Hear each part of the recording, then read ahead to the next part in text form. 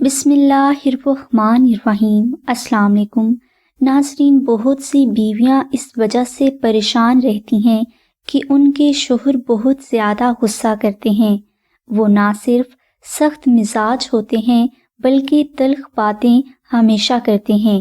اس کی وجہ سے ان کی بیویاں چاہتی ہیں کہ ان کے ہسبینڈ اچھے ہو جائیں، ان کے ساتھ محبت سے پیش آئیں، اور بعض بیویاں اسی معجزے کے انتظار میں اپنی زندگی گزار دیتی ہیں کہ شاید ان کے شوہر کا غصہ کسی دن ختم ہو جائے، لیکن ایسا نہیں ہوتا۔ اس لیے آج ہم آپ کو شوہر کے غصہ کو ختم کرنے کا خاص روحانی عمل بتائیں گے۔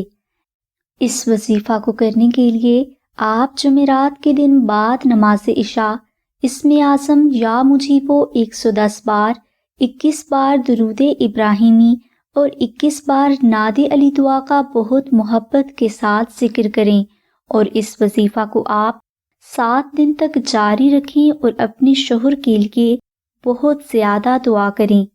انشاءاللہ آپ کے شوہر کا غصہ محبت اور نرم لہجے میں بدل جائے گا۔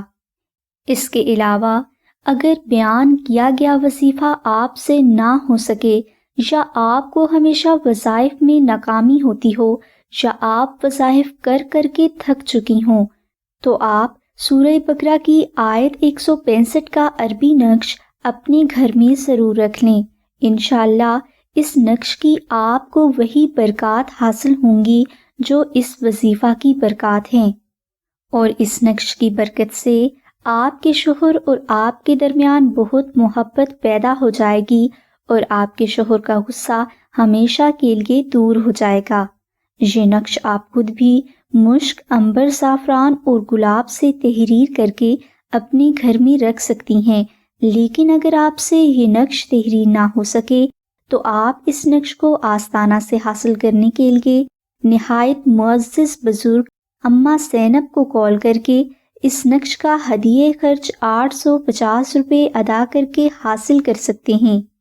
اس روحانی عمل کی مزید اردو ڈیٹیل کے لیے ڈسکرپشن میں دیے گئے لنک کو ضرور وزٹ کریں۔